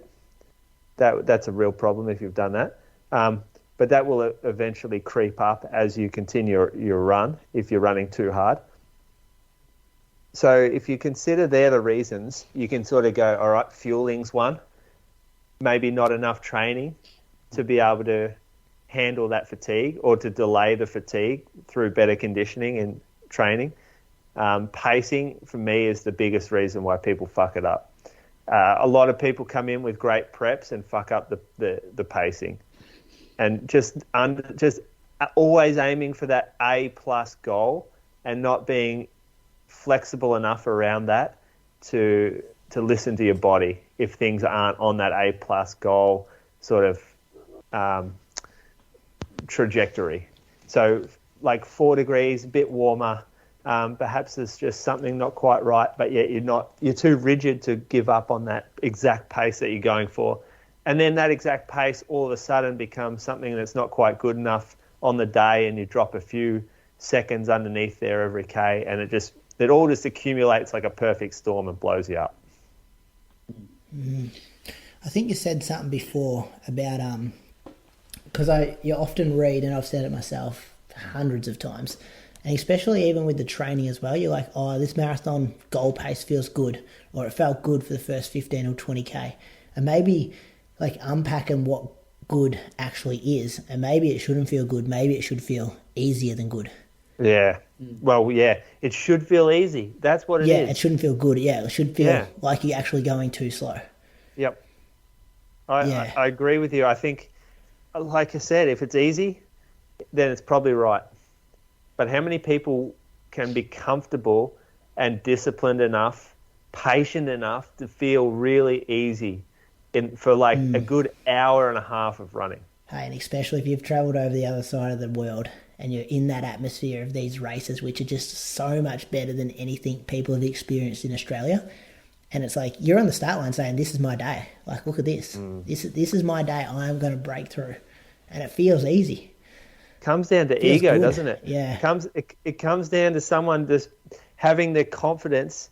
Maybe it comes down to security, or insecurity. Yeah. That you'll be able to increase the pace later, or that you'll be that you, like the time that you're running or how easy it feels, you're not, I'm going to almost say knowledgeable enough to know that you're not going to leave time out there. I think it's wise. I think it's experience. I think it's a bit of wisdom to be at 45 minutes into the run thinking, oh, geez, this feels too easy. I'm going to fuck this run up. It's going to be too easy. It's going to be too slow. When really you have an hour and a half, well, it depends how long you're going, but it could be an hour and a half to 2.5 hours where you can actually take advantage of I guess, picking the pace up. Mm-hmm. Yeah, I think just sort of what I said before about that, like building that little insurance policy where work out what your goal time is or what you think you're absolutely capable of on the perfect day, and go out like 5 seconds a K slower than that for at least the first 15 to 20K, because that means that if you have the perfect day, you're going to storm home in the second half. If you don't have the perfect day, you've been at least conservative enough that you can probably hold it to the finish line. And yeah, okay, you're not going to run the exact time that you're hoping for, but it's going to be ballpark. And I think there's also, depending on the type of runner, so like we're probably dealing more with the runners who we know that like are quite serious, are quite well prepared, but there's a lot of people that just go and enter the marathon that are underdone, and they go out at a pace that feels like, pretty easy compared to like their 5K park runs that they're doing, but it's still way faster for the amount of training that they've done, and they just don't have the Ks in the legs, and they get to, well, probably even sometimes before halfway, and they're like, oh, this is it's a long way home from here. So yeah, pacing or just not being prepared. Because when you roll that dice in the marathon, like it's pretty rare that it comes off. You know what I mean? Like, how many times do you read a Strava post being like, I risked it, I went 2 minutes quicker than I thought I should have gone, and I pulled it off? Like I reckon somebody like Nipper probably could have run to 15. Oh, he's a great runner. Yeah, I would have, if he asked me before the race, like to pick a time, because he ran a pretty good half on the Gold Coast, City to Surf. Ran 64, I would have said like, yeah, I would have said like 2:15, something like that. But like at one point, I think he was in like the 2:12, 2:13 sort of range, and it's just it's like going that fast, even though it's not a heat faster, it really like hits you in that second half. But he'll learn. He'll run way faster. Well, they talk about being brave, and a lot of people who run too quick too early, outside of their capabilities, are called brave. They get praise. It's like, oh, what a gutsy run! I'll put it on the line. Didn't leave any questions or whatever like that. Like, that's not brave. Brave is knowing that people around you are ahead of you that you've beaten in the past, and that you'll probably fitter than, but you're brave enough to let them go and run with discipline, knowing you'll catch them later. To me, that's what brave is in the marathon, because it's easier to go out with them. It's easier to run faster at the start. It feels more natural. You're not having to hold yourself back, but it very, very rarely comes off. All right, good chat, fellas. Moose on the Loose, is this where we're talking about this competition? No, Moose? yeah, well, I'll talk about this. So, as you know, the Running Company Geelong, we are sponsoring the podcast at the moment. And so I thought, well, let's do a bit of a prize giveaway. I think that's what you call it, competition, promotional thing. So we've got a $300 voucher to the store. Can be used on anything we've got in stock, including super shoes. So it'll get you part way there to some of the super shoes. They're expensive these days. So $3, that's a lot of socks if you do any super shoes at the moment. Now the eligibility. So this is what you got to do to win $300 voucher. You got to live in Australia. So we're not doing internationals. We love you, but we're not going to have you part of this competition. I think you just make it difficult for everybody. You've got to comment the name of your GOAT shoe. So greatest shoe that you've ever run in your whole life in the Inside Running podcast post that's going to appear on Wednesday. So Zach is going to put a post up on Wednesday, and you're going to type in the comments. There's going to be no competition around the actual choice of shoe. I just want to use a bit of a talking point, a discussion point. I reckon you get some good interaction in there. You'll be able to bring back some memories for some of the old fellas like Zaka. He gave me his today. It was the Nike Lunar Racer. So I think that's when he did his best work back then, in the days of the Lunar Racer. What are your two boys? What's your greatest shoe of all time? Training, racing, whatever. What do you got your greatest memories wearing? Yeah. I like the Nike Lunar Glide, the training shoe. Which one? Oh, like whatever one it was before it was discontinued. Really? You like the later ones? I just used to buy them every year, yeah. But I think it's just like Really? the memories of what you were just running then. You know what I mean? Just like old memories and stuff. Yeah, that was my go-to shoe. I'd just buy that, yeah. Yeah, okay. Just jogging that, yeah. The Lunar Glide. There were some good years. They had some good years. They also had some horrors. But, good on you for sticking with them throughout everything. First version of the Lunar Racer for me. I reckon the Lunar Racer, like the second and third versions, they became a little bit harder and not as much bounce. Yeah. Whereas I almost felt like the first Lunar Racer was like the super shoe before super shoes came out. You're like, this is a fast shoe, but I feel like I got a bit of pop compared to your traditional racing flat where you used to feel like the road underneath you. Yeah, it's the first shoe that didn't look at weight as the only thing that was considered when it was being made as like as a racing shoe. You know, like they just used to go, how can we make our shoes as light as possible? Yeah. And Lunar Race is like, well, how about we cushion the shoe as well? Like maybe that'll feel good at the 40K mark of a marathon.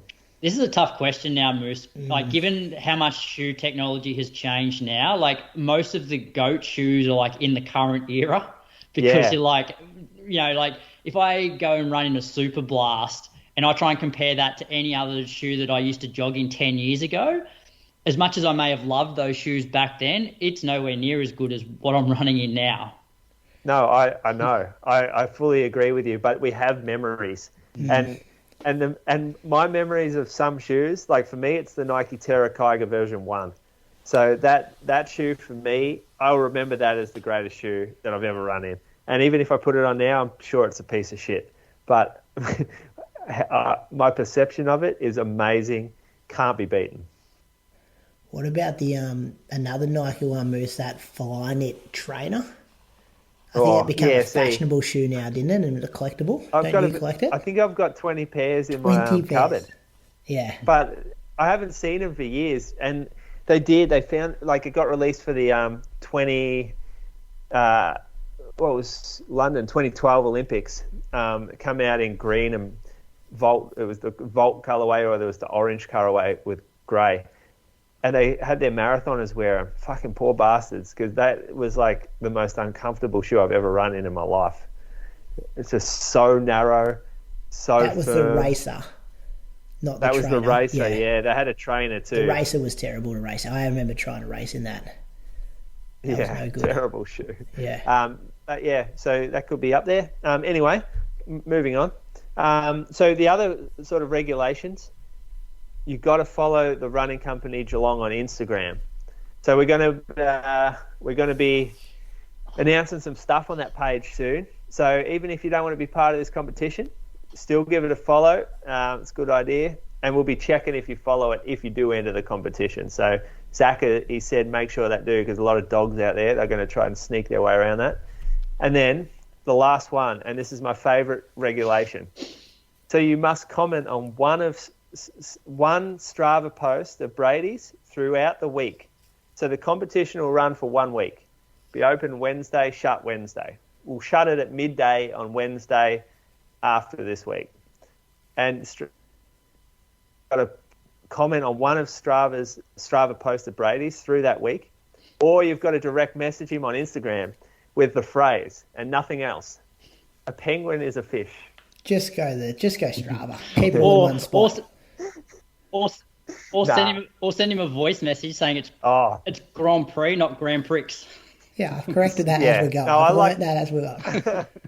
I like this voice message saying a penguin is a fish. Well, either or. Send it in his DMs. I love it. Whoever come up with that's terrible. Like I just read off Google that day. I remember we were talking about it. You can do that as much as you want, but yeah, at Google in there as well, because they've got information wrong on their website. Brady will be off Strava for the next week. I don't know. Anyway. Can you maybe put in there fourth thing? You must be following Brady on Strava as well. We may as well get my followers up if I No. That's not in there. Not at all. So, all right, eligibility. Let's go. Comment the name of your GOAT shoe. Follow TRC. Be in Australia. Got a comment or DM Brady. Never seen so many steps to a competition, Croaks. Yeah. Oh, mate, we're in the it's a legal game now. Getting his money's worth, isn't he? I'm offering $300 up. Like people will start taking the piss with that. You've got to have rules. What about the bloke who guessed your time after you crossed the line at Sydney? What, he put... It's happened a few times. Like, people wait until you've actually finished the marathon when we do guessing competitions, and then they guess the actual time on the post, thinking that we won't realise. Well, do you have a rule for it? Yeah, so it's like entries close at this time. Oh. Yeah. Yeah, well, there's rules for that. That's why I got rules for this too. Yeah, okay. I'm sure Zach will have all those rules in the Instagram post, Facebook post, wherever that's going, in both locations, I'd assume, on Wednesday. So keep a lookout for that one. What's coming up? The World Road Running Champs. These are in Latvia. Is that right, Croaks? In Riga? Yeah, Latvia. Yep. We've got a big team. Stewie's there in the 5K, isn't he? He's a headliner. Jessica Hull's headline as well. They were both on the posters. Yeah, I think Jess Hull's like is it a 1,500 or a mile? Is it a mile? Yeah, there's a mile there. Ramsden's in the mile as well. Haven't got all the names in front of me, but we've got some pretty decent people going around. Should be good. What time of the day is that going to happen? Sunday afternoon? I'm not sure. I wonder if there's a live stream for it. It's all on one day, or is it across a couple of days? I'm not sure. If we find something, it's over a few days. This has replaced the World Half Marathon Champs, hasn't it? Yeah. It's from the 30th to the 1st of October. Okay. Sorry, 30th September to the 1st of October. So it's over a couple of days. Right. Let me see. No, it doesn't have... yeah. But if we find a link to a live stream, we'll let people know. Kipkemboi running, isn't he? I reckon he's running. I thought Kip Limo paced Berlin yesterday, the 2 hour 30 group. Did he He go was the whole definitely way? listed as one. I read because I'm trying to think where It was in like Nike's saw- like promo. 2 hours 30 group. Yeah, it was a bit I of saw a on Nike thing. I saw on YouTube that like all these greats. So like Paula Radcliffe was pacing like the 3 hour 30 group, and Kip Limo was the 2 hour 30 group. I'm not sure how far he paced. I'm guessing he wouldn't have done the whole lot because Craig Engels was there as well to pace. So there's no way he would have been doing the full marathon. That's just Nike trying to get some exposure in a Adidas event, Moose. So they're official? No, they can't be official paces. I wonder how they got not. that across the line, Croaks. I Yeah, guess I don't know. Paul I is guess a they past just- winner, but it's a very heavy Adidas event. But I guess they're getting the Nike exposure through Kipchoge win as Paula well. won Berlin. Hey? Did Paula win Berlin? I didn't know that. Yeah. She ran pretty quick there too, I reckon. I'm going to say like 2:17, 2:18. So is that your moose on the loose? Was it your competition? I guess so. We've gone through a few things. No purchases. Got your money yet? Yeah, paid up. Well, no. I don't expect that straight away. They got a bit to work through Sydney Marathon. They asked for your bank account details. Not quite yet. I might just send them through. Just take the initiative there. But I think the sauna's out though, fellas. Oh. I think the sauna's out. I got to get air conditioning. It's fucking hot in this house, and I've got no aircon in my bedroom, so I need an air conditioner. Get a split system installed. Yeah, I think so. What about a spa? I could see you getting a spa soon as well. on that like decking you've got there. I'm not into spas. I found they're a bit weird and gross. Like you get in there hot. I reckon I could be the next cold plunge influencer. Too many. You know, yeah. I was doing Blue Doctor before that thing got popular. You've well and truly missed the boat on that. It's a real thing, isn't it? Yeah. The old and no one can do a cold plunge without fucking posting about doing a cold plunge. It's like it doesn't work if you don't make a post about it or put a story up. It's like we get it. You're in cold water. Like I'm not sure if it works or not, but like it's a popular thing, and you want us to think that you're really brave and tough and like whatever. But we don't need to know about it every single day. Like, yeah. Croaks, what are you doing between now and next week? Not a great deal. It's a public holiday coming up, a long weekend. So both footy finals are on. It's always a good time of the year. Give us an NRL update, Croaks. We've spoken about AFL. What's happening in your code? Well, Brisbane have made the grand final as well. So I think it's the first time ever that Brisbane have made the NRL grand final and the AFL grand final in the same year. So it's the Brisbane Broncos versus the Penrith Panthers. So the Panthers are going for back to back to back. So this will be the third time in a row that they've won the premiership if they win. Dynasty. Will they win, or have Brizzy got a chance? Penrith are favourites, but Brisbane are definitely a chance. Like, they've been the top two teams all year. So similar to the AFL. Moose, you going Collingwood or you going Brizzy? not who does your head go with, not your heart? Who do you think's going to win, not want to win? I actually didn't watch Brisbane the other night, so I've really only started watching the last few weeks, the AFL. They were pretty good. They're pretty impressive. Brisbane. Yeah. Collingwood know how to win. That's one thing I'll say. Like, I've watched a lot of games this year where Collingwood get up when it's close. So I think Collingwood will win. MCG too. Fuck, you're going to be full of yourself. Nah, I think grand finals all like corporates. Like, diehard fans don't get in there. So I don't think the Collingwood army will have as big of effect as it did last week. Anyway, we're doing an AFL podcast. Moose, what are you doing between now and next week? Well, oh, yep. Yeah, well, I'm going to be running a petition. I just can't wait to be seeing the DMs you're getting. Hopefully you post them out for us so we can see. I'm going to get back to running. That'll be nice. I've written a training plan for myself for this week. That's one thing I'm going to do. I'm going to stop half-assing everything. I'm going to do it properly now. So I'm going to wake up earlier, get my run done, no rushing, no cutting runs short because I just wasn't prepared enough before I left. I'm going to do proper strength and conditioning plan. I'm going to drink more electrolytes and water because I don't touch water during the day and I always feel like I'm dehydrated. So I just need to take care of a few little things. It's 2019 again, Brady. I like this from Moose, the real deal. You know what? I was thinking on my run today, I'm like, this is 2017 all over again. I'm just revisiting an earlier chapter where I run at 2:26 at Sydney was the same as 2:26 Melbourne 2016, and it was a hot day. It was a shit. Zaka ran with Zaka in the pack that day. He touched me up. He got third. I think I was fifth that day, and but then you come off that and you're like, okay, well, let's get some good conditions for the next one, and feel like I'm just on this charge. This like it's all happening again. Chapter 2. I like it.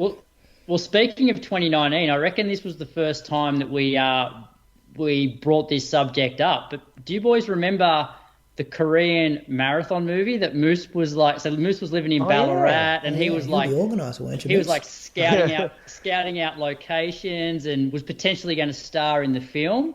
So I had a message today saying or asking, is Moose in the Korean marathon movie? It comes out Wednesday and I'm watching it Thursday, and that comes from Sydney. No. I wasn't in the movie, although at one point I did hold a camera, like one of those, like, do they call them gimbals? They're like these big, like, plastic frame thing, and I had to run through the field of them all up a hill, and so it showed like a point of view perspective of someone who was passing the whole field as they were running up a hill. Yeah. That was pretty cool. I don't know whether they'll use that footage in the film, but are there any runners from Ballarat or in Australia? Yeah. Nate Stokes in it. Part of it. All the extras were there. Yeah. All the extras. Yeah. My cousin Rowan's in it as well. Well, there you go. So it comes out this week. Where at? Where do you watch it? No.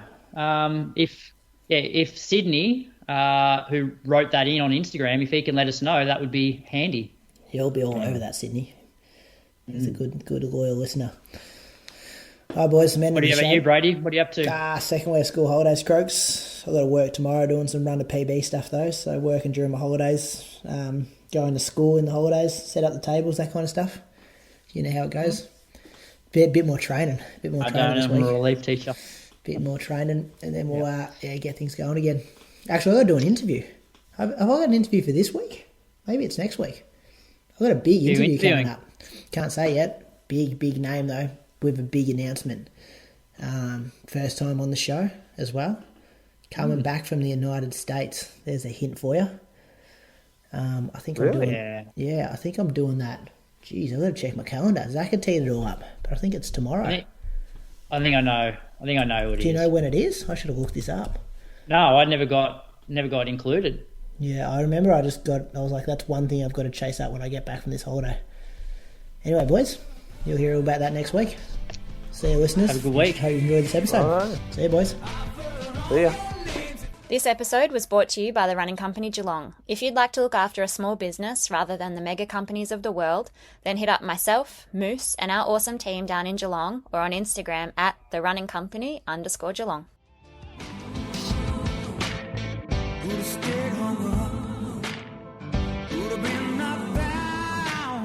But here I stand, a man who's rootsy on the stands, and I'm gonna hold my head up high. I was told as a young man, doesn't matter if you're white or black. Just show love to everyone you meet, doesn't matter if it don't come back.